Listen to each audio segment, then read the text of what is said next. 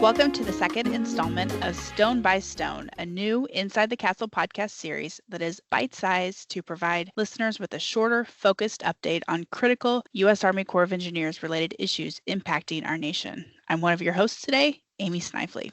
And I'm Reagan Lauritsen. In this episode, we are very excited to have a chance to talk to Miss Frannie Bui, the National Hurricane Program Manager for the National Planning Center of Expertise for Coastal Storm Risk Management, which is physically located in the Corps Baltimore District. We'll be talking with Frannie today about hurricanes, the National Hurricane Program, and reflecting on the last 20 years after Hurricane Katrina and how that milestone event transformed hurricane preparedness within our organization. Frannie, thanks for joining us today. I wanted to start our conversation by talking about the National Hurricane Program. Can you tell us what this program does and your role in it? Of course. Thanks for having me. The National Hurricane Program is an interagency partnership between FEMA, the Corps of Engineers, and the NOAA National Hurricane Center. I've been with the Corps for a short time, but my background's really in coastal and water resources engineering. And having been deployed to a number of disasters in the past 10 years, I'm really proud to be part of this program. The Corps, again, is one of three partners, and we're really just one leg of that stool. We collectively, as the NHP, as I will call it throughout today's conversation, we have three main goals in order to fulfill our mission, meet our stakeholders' needs, and really the legislative mandates as well. The NHP provides data, resources, and technical assistance to support hurricane evacuation and response planning. We also deliver comprehensive hurricane preparedness training to emergency managers and partners. And lastly, we provide operational tools, information, technical assistance to emergency managers to support hurricane evacuation, the response decisions that have to happen during a hurricane threat. One of those tools is called HurEvac. That's an evacuation decision support tool that I'll probably talk a little bit about today. And really, it's cool. It leverages real-time data, tropical weather information from the National Hurricane Center, and data that's produced out of these hurricane evacuation studies. And it's really a tool for government emergency managers, and it puts that type of information at their fingertips.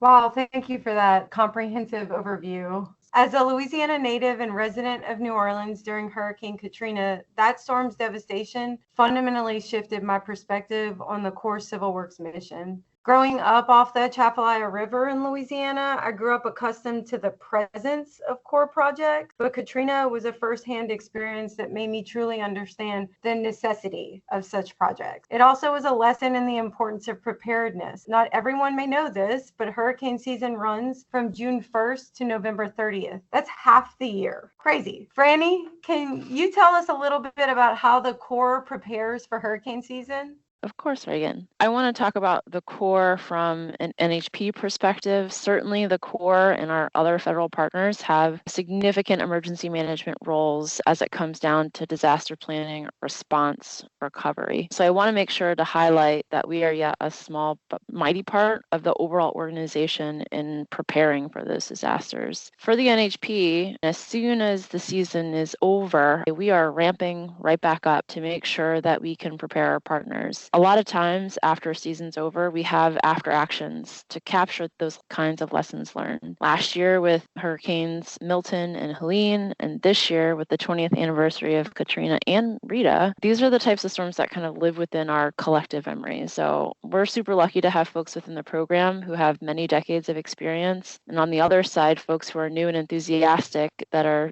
soaking up that information from them. They're wanting to leverage new technology and really increase our bench strength. So a lot of it also does just come down to people. We spend a lot of time coordinating, applying those real world experiences to prepare for the next season. We improve the tools that we have, improve the processes that we have, and implement some of those experiences into the training that we provide. In the past, we've had these types of post-storm assessments to better understand the performance of, say, our evacuation studies. That's something that FEMA right now is taking on, but it's definitely something that Corps also has experience in conducting as well. like I mentioned, at the end of the season, we're jumping right back into engaging with our stakeholders, training our stakeholders, preparing to support local emergency managers on the technical topics, the tools that we have, how they can use the products and services that the NHP has for their own planning processes. We try to talk to them and get answers from them about how are they going to actually use the products? How can the NHP provide technical assistance? And we also organize a big annual meeting with state and local emergency managers to provide them information on the latest and greatest. But again, it's also an opportunity for them to provide input on what they might need from us.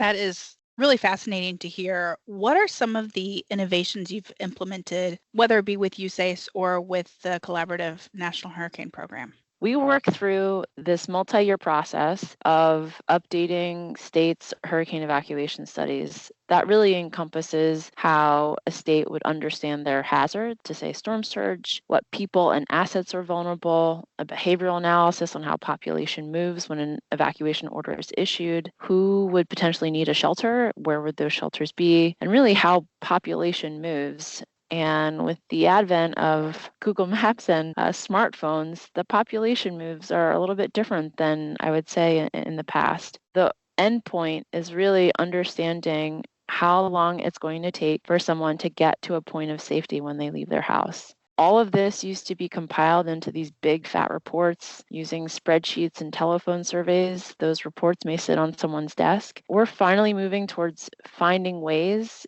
to make that process quicker, to make it more usable with better data so that local emergency managers have, again, that information at their fingertips. The process of doing a hurricane evacuation study is also very important because it helps those emergency managers who are making risk-informed decisions understand what conditions and assumptions are being baked in. All that being said, we're trying to make them more nimble, those hurricane evacuation studies, quicker turnaround. We're working actually right now on creating like a standard dashboard or a mapping atlas that's updated more readily than, say, a static report. So that's an effort that's been going on at the program level in coordination with our federal partners. And there was also this document that was from 1995 that we're also updating and improving on the technical guidelines, given what we know now, given the ability for us to get that data in order to inform how a hurricane evacuation study should really be approached. The last couple of innovations, I guess there's more than I had remembered. There's been a lot of intention and inclusion of real-time weather data in HRVAC. So things such as the forecasted and observed quantitative precipitation information from the Weather Prediction Center. That helps to bolster awareness of rainfall,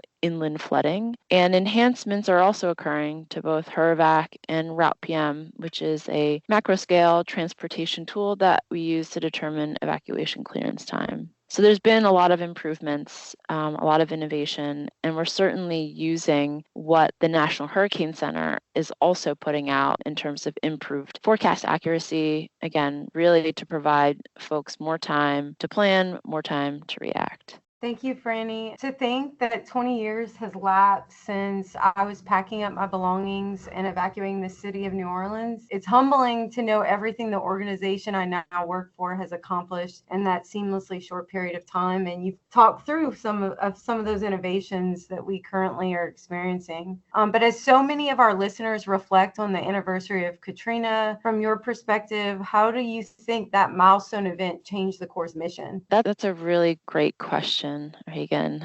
I think the mission has not changed. The mission still remains to reduce disaster risk, right? That's a tenet that we are all driven to at all levels. I think the approach has shifted. The topic of resilience about risk-informed decisions is a huge one. And I think this focus forces us, the Corps and the public, to look at things at a more system-wide approach. Right? Floods don't respect state, local boundaries. And so again, from a broader scale, I think that's also been an important shift. I think the other component that we're talking around is the shift towards digital, and our approach to consuming and displaying and using digital data provides us the opportunity to give broader reach, increased engagement. The NHP has had an annual HURRAVAC webinar series that's found on YouTube. This year, we had over 2,400 different folks from all across the country attend and participate and learn about hurricane preparedness. The other element to all of this, I would say, is a result was the Post-Katrina Emergency Management Reform Act. In that act is a section that provides authorization language for the NHP and gives FEMA the authority and us the directive to provide evacuation preparedness and technical assistance to state, local, and tribal governments. That same message is very clear today, to give those local emergency managers the tools and technical assistance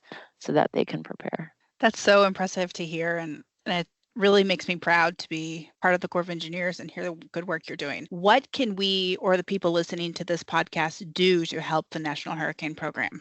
Again, such great questions all around. First of all, I would say be prepared, right? So individually, make sure that you have your preparedness kit. I know FEMA certainly has a lot of resources related to developing that kit, understanding muster points and evacuation routes. The second, I would say, is to be informed. Like I mentioned, we recently had our annual 4-day webinar. It's recorded, posted to YouTube. I would say spend some time to understand kind of the technical components that we're offering, as well as the practical application of, say, using a tool like HURRAVAC. I think another would be use us as a resource. Feel free to reach out to myself, Frances, frances.bui@usace.army.mil, or within each coastal district, we have Army Corps staff who support hurricane evacuation studies as the district study leads. So ask them for help, ask them for information. I also welcome to get information. And so I'm happy to have any information or knowledge that you would think would help